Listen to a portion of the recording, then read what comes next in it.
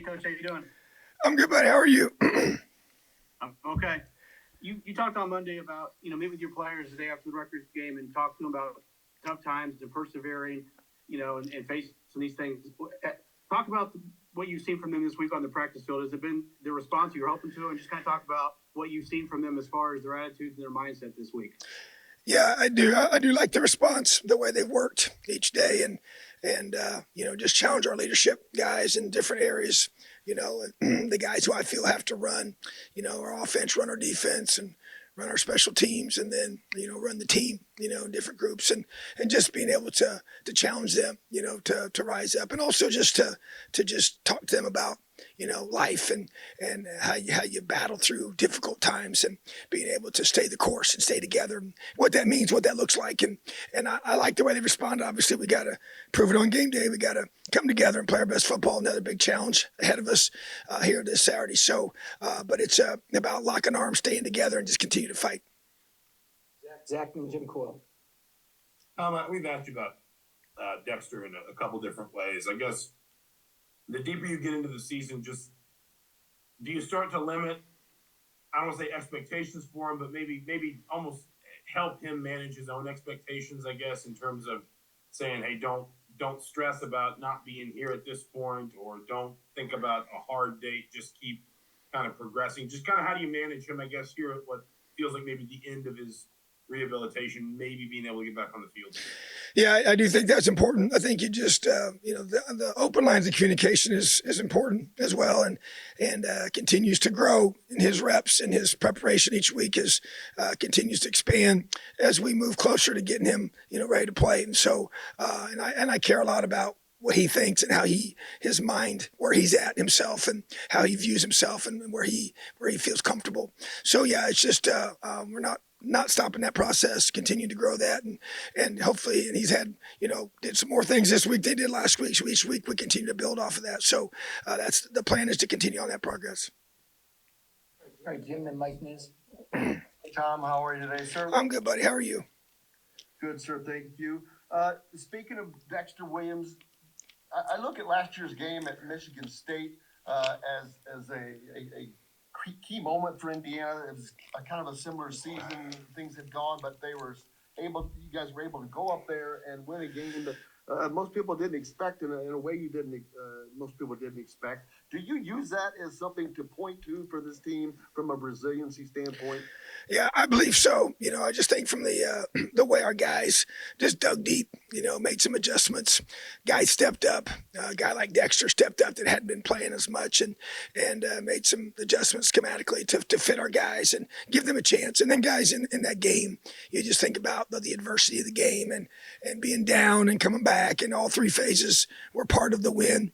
Needed all three phases to come up and make plays at critical times, on the road against a team that was, playing for a whole lot. They were playing to go to a bowl game. And so, and playing for a trophy, and just all the different things that went into that. So no doubt, to me, that was a culture win with a lot of key guys that weren't there able to play. And so I just think that just the grit that we showed in that moment is definitely something to draw from and continue to draw from. And many guys on this current team were at that game or played in that game. So without question, we just got to continue to find ways and, methods to motivate and to challenge our guys, and excited to see guys step up when they get opportunities, which this weekend is a tremendous opportunity to do just that. Mike and Seth. Yeah, Tom, in terms of the run defense, how have you kind of approached trying to, through the last 4 weeks, kind of struggled changes, or, sort of what's been kind of the focus to kind of turn things around there? Yeah, definitely major focus. You look at their run game, and obviously they're one of the top in the Big Ten, and two talented running backs. So have to really do a great job, fitting our gaps. And so to me, it's really making some schematic adjustments to be able to adapt to what we believe we're going to see on Saturday, and just also working on block destruction, getting off blocks. I think that's a big focus for us here this week. And then just being great tacklers. We missed some tackles this last couple weeks that have been disappointing because we've been, taking a lot of pride in being a great tackling team. So, and they really challenged our linebackers to step up and play their best football, which I did not believe they did against Rutgers. So to me, that's a collective, component to that, and got to do a great job of, the efficiency on first down is going to be really led by how well we can stop the run and do a great job of having discipline in our eyes off the play action pass. Seth and Jack. Tom, I got two things for you. One, I know Jalen Lucas took a big hit in the fourth quarter of the Rutgers game. I don't think he came back in the game. Has he been fine from that? Has he been practicing this week? I guess, is there any status on him? And then with the mindset things you've been talking about, emphasizing this week, do you feel like there's something different you as coaches can do or need to be doing if you sense that maybe it's not where it needs to be during games? Yeah, I think, the first question, Jalen's is back. He's fine, got fully checked out. So hasn't missed any reps or any practice this week.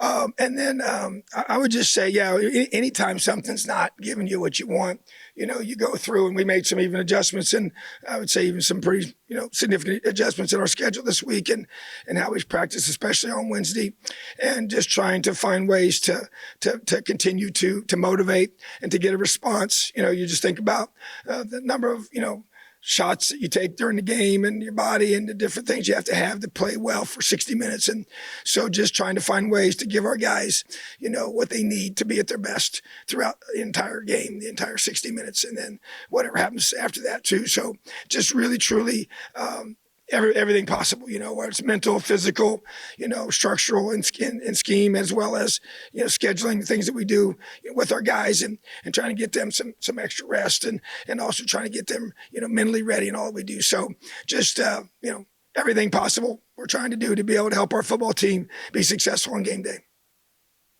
All right, Jack, and then we'll wrap up with Zach Browning. Hey Tom, with the road environment, I'm sure you're expecting this week. Is there anything differently you do in practice to kind of prepare the team for that? And I guess maybe more specifically with Brendan, since he's only played in a couple of road games in his career, are there any conversations or things that you can say to him that you could maybe help kind of prepare him for that?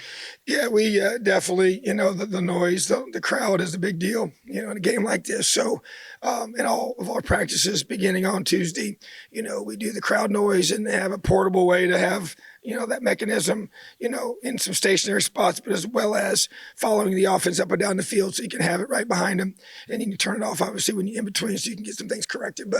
But you want them to be able to communicate and obviously make your modifications in your communication with your offense and your special teams units that are going to be affected by, that element, which is obviously the punt team, so working on that with their communication, for the noise. And then I think for Brendan, he has played, at Michigan, and got some meaningful reps there and time there. So that's valuable. That's important. But yeah, it's just, there's no way like going and doing it yourself in person and being the starter. And so he's going to have to, more than anything, I think you just have to trust in your preparation. Preparation creates confidence and to be able to trust your teammates and communicate in both nonverbal and verbal communications that we use in these environments and the way that we use our cadence and adjust that and be able for him just to relax and just play ball, and not, there's an urgency to it, but you don't panic and you just have a calmness to you as a quarterback, as a leader of that side of the ball, and just to be able to just go play your best football because you're ready, you're prepared, and you just let the system and the guys around you help you be your best. Zach, last one. Hey, Coach, I wanted to ask you how you balance and kind of counteract trying to be conservative and keep the care of the ball and have your redshirt freshman quarterback keep care of the ball while still taking shots down the field and be aggressive and try and stretch out the opposing defense.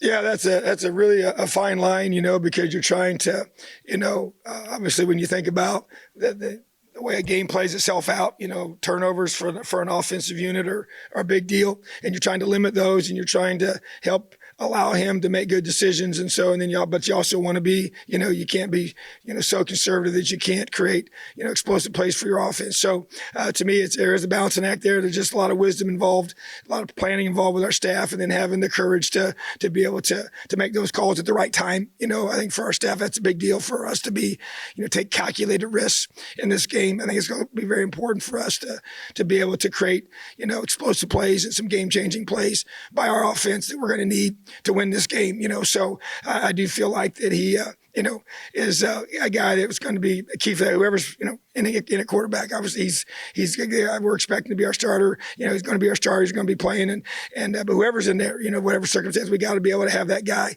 give our receivers and our team a chance through getting the ball down the field and playing at a high level. So to me, the bottom line is that it's about our offensive staff, the play calling of itself, but we got to be aggressive. This is we're going there to win the football game, and we got to have that mindset in both how we play it and then how we call it. All right, thanks, Tom. Awesome. Have a great day, Elio.